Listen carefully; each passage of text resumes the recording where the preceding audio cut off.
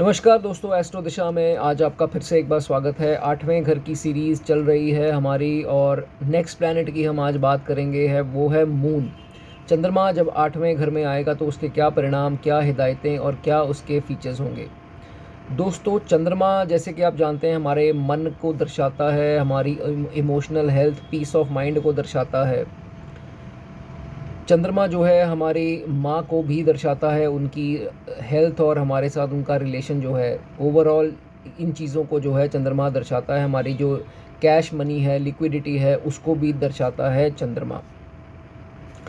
अब दोस्तों, चंद्रमा जब पीस ऑफ माइंड का जो प्लैनेट है, अगर वो 8वें घर में आएगा, 8वां घर जो कि एक डार्केस्ट जो हाउस है वो बोला गया है। 6, 8, 12 जैसे कि आप जानते हैं वो होते हैं dark houses of the chart. अब 8वां घर उनमें से भी सबसे ज़्यादा डार्क और डार्केस्ट इसको जो है हाउस बोला गया है। वहाँ चंद्रमा आता है तो दोस्तों क्या करता है, मंगल का ये अपना खाना माना जाता है। शनि की पार्टिसिपेशन भी इस खाने से देखी जाती है। डेथ को दर्शाता है, आपकी एज को दर्शाता है, इन लॉज को दर्शाता है ये खाना। ऑकल्ट साइंस, एस्ट्रोलॉजी, तंत्र मंत्र, गुप्त ज्ञान, इन चीज़ों को दर्शाता है। 8वां खाना जो है आपके इन लॉज को भी दोस्तों दर्शाता है। तो जब यहाँ चंद्रमा आता है, एक शुभ निशानी ये है कि जो इन शादी के बाद खास करके इनके इन लॉज जो हैं उनके लिए बढ़िया योग है और इनका जो है राइज देखा गया है इनकी शादी के बाद। इसी के साथ साथ दोस्तों एक ही कंडीशन है जहाँ ये चंद्रमा शुभ होता है, और वो है अगर इसके साथ सामने 7वें घर में जैसे दूसरा घर पड़ता है, दूसरे घर में अगर जुपिटर आ जाए या शनि आ जाए, तो दोस्तों ये चंद्रमा जो है कुछ हद तक अपने जो बुरे परिणाम जिसकी हम आगे बात करेंगे उसमें अपनी कमी ले आता है, और इतना अशुभ जो है वो नहीं माना जाता है। इसी के साथ साथ इस प्लेसमेंट के साथ दोस्तों अगर सामने घर में जुपिटर और सैटर्न आ जाए तो मंगल बद जो है वो कैंसिल हो जाता है। आपका मंगल भी जो है इतने बुरे परिणाम नहीं देता है। राहु कहीं भी बैठा है, राहु भी जो है वो इतने बुरे प्रभाव नहीं देगा। इवन इफ बुरे घरों में राहु बैठा है, बुरे घर जैसे 5वें में बैठा है, 9वें में बैठा है, 12वें में बैठा है राहु, तो वो भी जो है बुरे परिणाम इतने नहीं देता है। ये बात हुई इसकी शुभता की। अब बात करेंगे अशुभता की।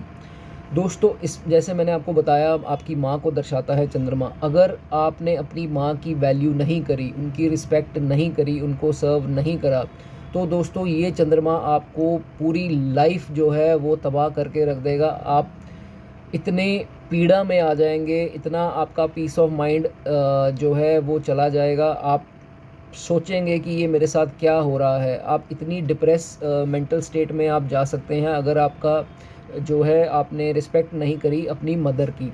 आपकी मदर प्लस आपकी मदर इन लॉ जो सास हैं, और जितनी भी जो एजड लेडीज़ हैं, जो थोड़ी ओल्ड लेडीज़ हैं, उनकी आपको दोस्तों इज़्ज़त करनी है, पूरी रिस्पेक्ट करनी है, तभी जो ये चंद्रमा है यहाँ पर आपको अच्छे रिज़ल्ट देगा। दोस्तों यहाँ पर चंद्रमा जो अकेला होता है और पीड़ित होता है, दोस्तों ये तक बोला गया है कि जो मैरिड लाइफ है वो आपकी डिस्टर्ब रहती है। ज़्यादातर मोस्टली केसेस में ये देखा गया है मैरिड लाइफ जो है इतनी कुछ खास फ्लरिश नहीं होती देखी गई यहाँ पर। हालांकि इन लॉज जो है उनकी फाइनेंशियल सिचुएशन जो है वो राइज हो जाती है, बट मैरिड लाइफ में कुछ ना कुछ बना रहता है। आपकी मदर इन लॉ के साथ भी हो सकता है, आपकी वाइफ के साथ भी ये कुछ अनबन मन मुटाव या कुछ ऐसी स्थिति दोस्तों देखी गई है।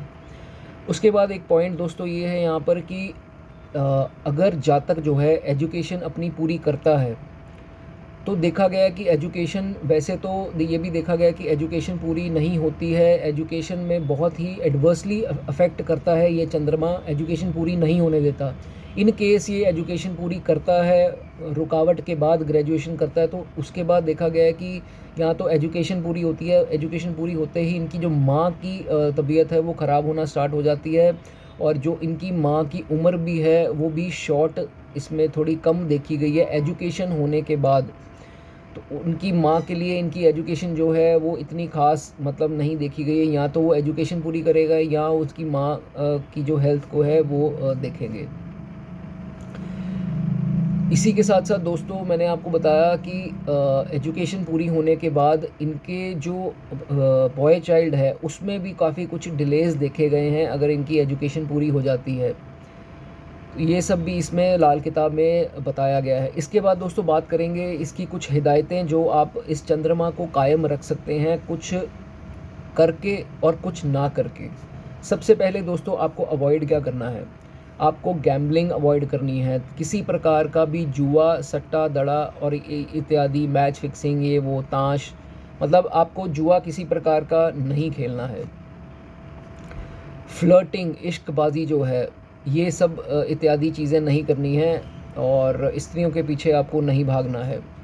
उसके बाद दोस्तों आपको ये बोला गया है कि ज्वेलरी का बिज़नेस, खास करके चांदी का ज्वेलरी का बिज़नेस जो है आपके लिए लकी नहीं है। ज्वेलरी का बिज़नेस आपने, या आप बिज़नेस करो या आप जॉब करो, तो ज्वेलरी से रिलेटेड आपको काम नहीं करना है।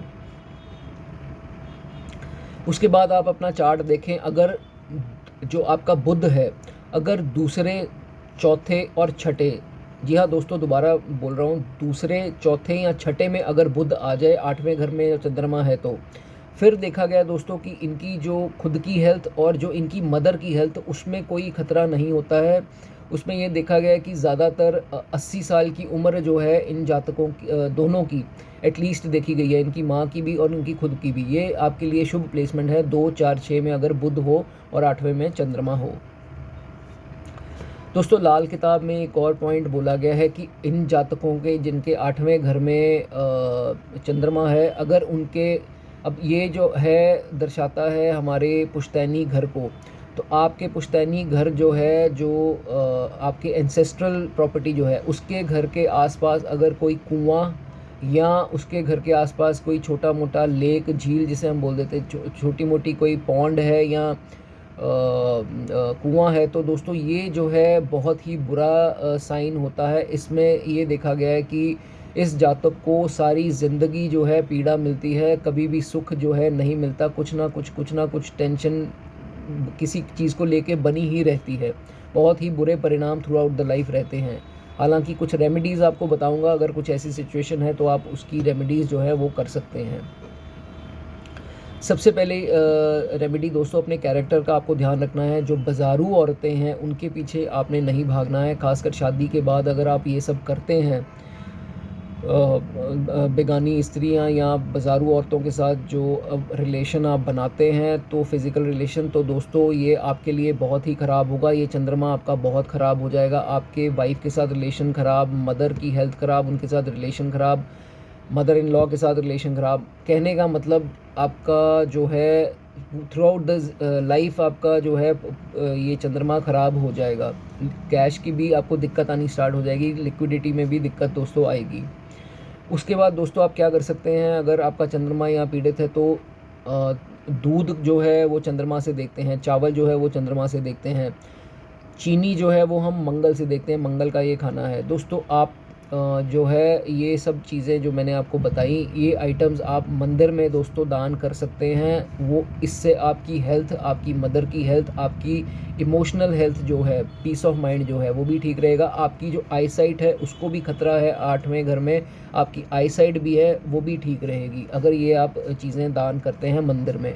मंडे को आप दान कर सकते हैं, बहुत बढ़िया होगा। रोज़ करें 43 दिन के लिए, वो भी अच्छा है। उसके बाद जैसे मैंने आपको बताया, जो आपकी माँ, आपकी सासू माँ और आपकी माँ समान जो लेडीज़ हैं, उन सब के पाँव छुएं। बुज़ुर्गों के भी, जो जेंट्स हैं उनके भी आप पाँव छुएं और जो है उनका आशीर्वाद लें, उनको कुछ भी बुरा भला ना कहें, तो ये चंद्रमा यहाँ पर थोड़ा आपका अच्छा होता दिखाई आपको देगा। बाकी अगर आपको दोस्तों कुछ भी इसके रिगार्डिंग, कुछ प्लेसमेंट के बारे में और पूछना है तो आप कमेंट सेक्शन में पूछ सकते हैं, निःशुल्क जो है आपको उसका आंसर दिया जाएगा। तो ये आज हमने बात की मून इन 8th हाउस की दोस्तों। फिर दोबारा नेक्स्ट वीडियो में मिलेंगे। 8th हाउस की सीरीज़ में अभी 2 प्लैनेट्स बाकी हैं, उसकी भी हम बात करेंगे नेक्स्ट वीडियो में। तब तक बने रहिए। God bless you all.